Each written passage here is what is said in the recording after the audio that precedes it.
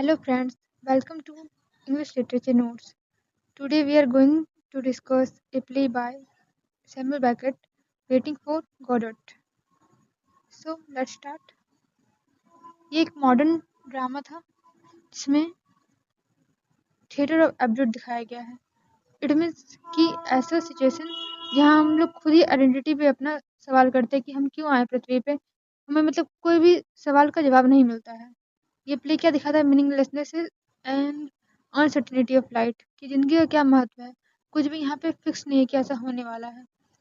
2% wait for a person named Godot but he never come. इसमें क्या है, दो कैरेक्टर है, वो शुरू से इंतजार करें एक गोडोट का, कोई एक व्यक्ति है जो उसके लाइफ में आने वाला है लेकिन वो अभी आता नहीं है।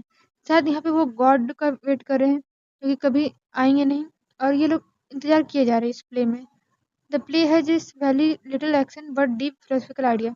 ये प्ले बहुत छोटा सा है, 2 एक्ट का प्ले है लेकिन ये बहुत कुछ सोचने में मजबूर करता है।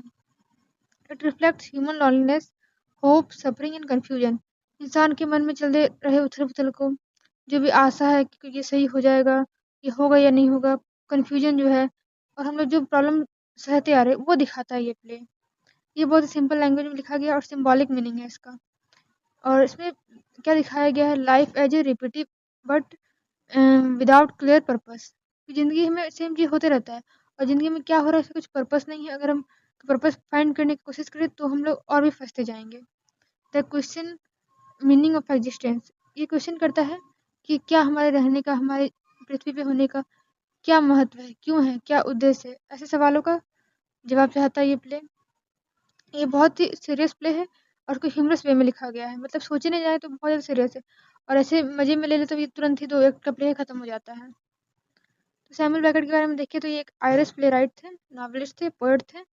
इनका जन्म हुआ था 1906 में डबलिन आयरलैंड में, और ये एक इंग्लिश और फ्रेंच राइटर दोनों थे। इन्होंने पहले ये प्ले को फ्रेंच में लिखा था, फिर इंग्लिश में ट्रांसलेट किया, और ये एब्जेक्ट ड्रामा का एक मेन राइटर माने जाते हैं।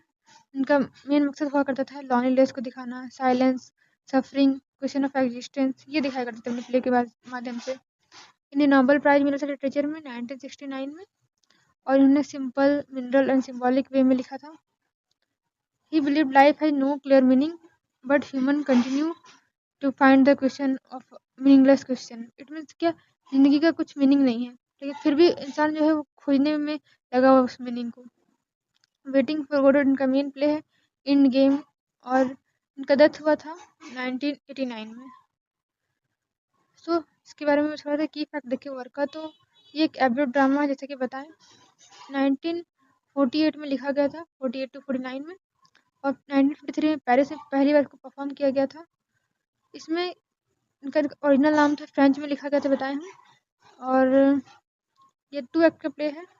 वेटिंग इसका पर्पस है, और एक लॉनली रोड एंड ट्री का सेटिंग कहाँ है, एक जगह है जहाँ पे एक पेड़ है और शांत रोड है, यहीं पे पूरा कहानी शुरू होता है और खत्म हो जाता है। और ये टाइम अनक्लियर है कि कब का समय है, कुछ भी क्लियर नहीं है, बार बार एक्शन रिपीट होता है इसमें। तो इसमें मिनिमल डायलॉग और एक्शन है।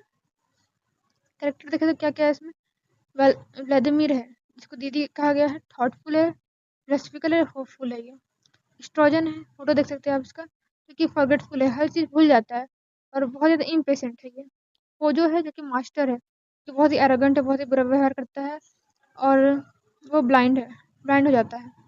लकी है जो कि सर्वेंट है पोजो का, और ये बहुत ज़्यादा बात सुनने वाला है, साइलेंट है। एक बॉय आता है इसमें बार बार बताने के लिए कि गोडोट आज नहीं कल आएगा, यही पूरा एक्शन है। देखते हैं हम गोडोट कौन है जो कि कभी आया ही नहीं। एक्ट 1 में क्या होता है, the play began with Estragon sitting near a tree trying to remove his boot. बैठा हुआ एस्ट्रोजन अपना जूता खोलने की कोशिश कर रहा है, वो बहुत ज़्यादा थक चुका है और बहुत ज़्यादा फ्रस्ट्रेटेड है। व्लादिमीर आता है और वो उससे बात करने लगता है, और वो उनसे दोनों बात करते हैं कि वेटिंग कर रहे हैं वो गोडोट का, कि गोडोट आएगा, चलो उसका वेट करते हैं। They are not sure why they are waiting, उसको पता ही नहीं कि उनको वेट कर क्यों रहे हैं। गोडोट है कौन वो नहीं जानता है, कभी देखा भी नहीं है उसको, फिर भी वो इंतजार करे जा रहा है। वो दोनों पास्ट मेमोरी कुछ याद कर रहे हैं, लेकिन देखते हैं कि वो बार बार भूल जाता है कि क्या बात कर रहे थे हम। They think about living but do not move, सोचता है कि चलो नहीं आ रहा है ग्रुप तो चलते हैं, हम लौट जाते हैं, लेकिन जाता नहीं कहीं भी। लोग बात करते हैं जैसे कि लाइफ के बारे में, सफरिंग, रिलीजन, सुसाइड, इस तरह के टॉपिक्स पे वो लोग डिस्कस कर रहे होते हैं।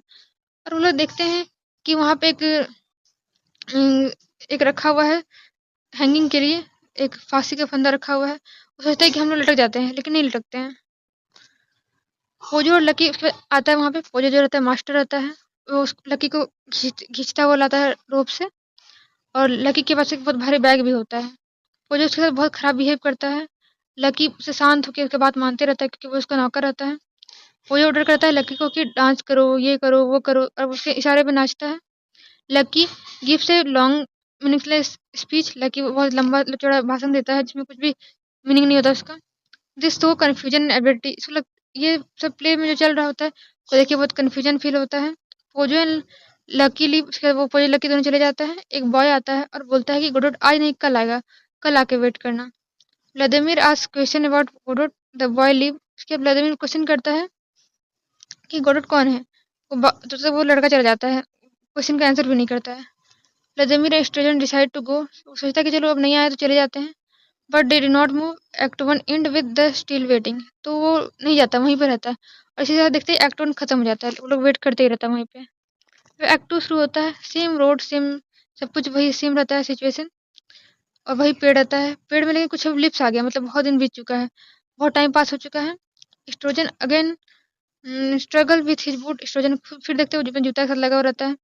व्लादिमीर बात करना शुरू करता है उसको पुराने दिन के बारे में कि हम लोग ये किए थे, वो किए थे, लेकिन उसको स्ट्रोजन सब कुछ भूल गया, उसको कुछ भी याद ही नहीं है। वो अगेन बोलता है कि चलो हम गोडोट का वेट कर लेते हैं। वो सेम डायलॉग पुराने वाले रिपीट होने लगता है इसमें। ये एक्ट है वो रिपीटेड दिखाया गया है। पोजो लकी आता है। फिर पोजो देखते हैं इसमें ब्लाइंड हो चुका है और लकी जो है डम हो चुका है। अब पोजो को हेल्प चाहिए होता है। व्लादिमीर स्ट्रेजन को आगे हेल्प करता है। They all fall down together, वो दोनों साथ में गिर जाते हैं। दिस टू ह्यूमन वीकनेस, उसमें दिखाया गया कि इंसान कैसा कमजोर हो चुका है। लकी और पोजो फिर वहां से चला जाता है। फिर वो बॉय आता है और बोलता है कि गोडोट आज भी नहीं आएगा, तुम कल आना, कल वेट करना। They said Godot will come tomorrow. Vladimir become sad but still hopeful. Vladimir बहुत दुखी होता है, लेकिन उसको फिर भी आशा रहता है चलो कल आ जाएंगे। Vladimir and Estragon again decide to leave, सोचते चलो जाएंगे, फिर लौट जाते हैं, लेकिन वो दोनों फिर से नहीं जाते हैं। और इस तरह ही एक्ट कंटिन्यू होता है। मतलब अगर एक्ट थर्ड भी रहेगा तो उसमें कुछ भी एक्शन नहीं होने वाला है, ये सेम चीज ही रिपीट होने वाला है। तो इसका थीम क्या है? मीनिंगलेसनेस ऑफ लाइफ दिखाया गया है, जिंदगी का क्या मीनिंग है।